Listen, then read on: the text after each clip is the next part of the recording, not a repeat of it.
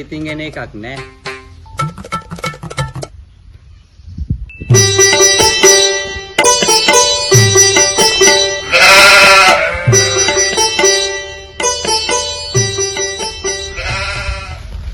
මේ මුළු දඹගස් මණ්ඩියටම සිග්නල් තියෙන්නේ මගේ ෆෝන් එකට විතරයි. ඔබට කෝල් එකක් ගන්නවා රුපියල් 500ක් තියා.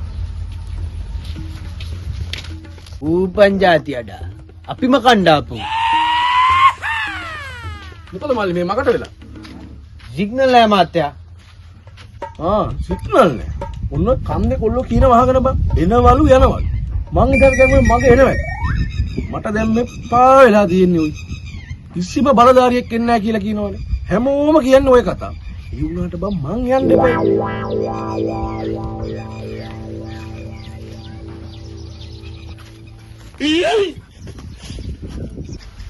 මේ නිලන්ත මේ එනවා කොයිද?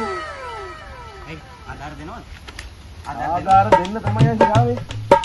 මේ ඊතර සමාජිකයෝ කී දෙනෙක් ඉන්නවද? පහයි මාත්‍යෝ. ඈ? මෙතන එහෙම එකක් සටහන් වෙලා නැහැනේ. මේකේ හැටියට නම් 4යි. එහෙනම් සුවර් එකටම අපේ ගෙදර බල්ලා මාක් වෙලා නෑ මයි හිතේ. නිලන්ත එහෙම සත්තු සංගණනයක් මේකේ වෙන්නේ නැහැ. ඒක වෙනම එකක්. එහෙනම් දෙන ආධාරයක් වැඩිපුර දෙන්න මාත්‍යෝ. මොකද අපේ ගෙදර පොල්ලට වඩා බල්ලා බත් කනවා. අයිසේ නිලන්ත ඔය අනවශ්‍ය වියදම් ඔය ආපු ගම් වතුරටම පා කරලා යවන්න තිබ්බට. ඔය අනවශ්‍ය වියදම් එහෙම තියාගන්න එපා අය. එහෙම කතා කරන්න එපා මාත්‍යෝ. අපි ගෙදර ඉන්න මිනිස්සුන්ටත් වඩා අහිංසක සත්තු ගැන විතරයි හිතුවේ. හැබැයි මහත්තයෝ ගම් වතුරට පා කරලා යවන්න කෙන්නම් හිටියා. හැබැයි කවුද නිලන්තේ? අපේ ගෑණිගේ මල්ලි ඔය ඉන්නේ. මහත්තයාට කියන්න ඕකට සුලිකුණාටු ගම් වතුර මොනවා ආවත් වැඩක් නැහෙනි. ඕකගේ වැඩේ ෆෝන් එක ඔබන එක. අනික ඕක ලැට් එකට යන්නෙත් ෆෝන් එක ඔබ බානි මහත්තයෝ. නිලන්ත මේ සිග්නලුත් නැති කී ඔක මොනවද දන්නේ බලන්න.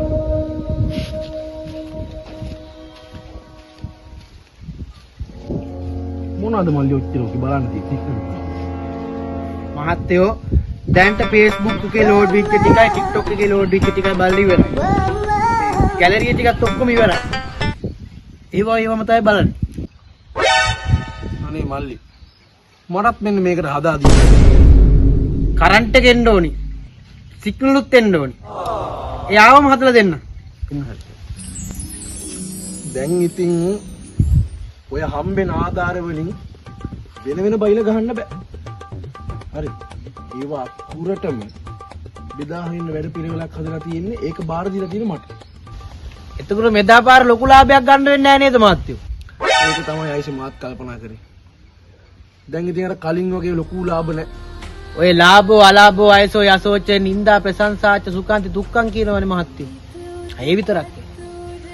අචින්ති තාම්පි භවති. චින්ති තාම්පි විනාශ. හිතන දේවල් වෙන්නේ නැහැ. වෙන දේවල් හිතා ගන්න. එහෙම නෙමෙයිද මහත්තයෝ? රයිට් ආවා. ආයි ගියා. අචින්ති තම්පි භවති. චින්ති තම්පි විනාශිත කියන්නේ ඔන්න ඕකට බා. එතකොට මහත්තයෝ ගෙවල් සුද්ධ කරගන්න දුන්නේ 25000යි.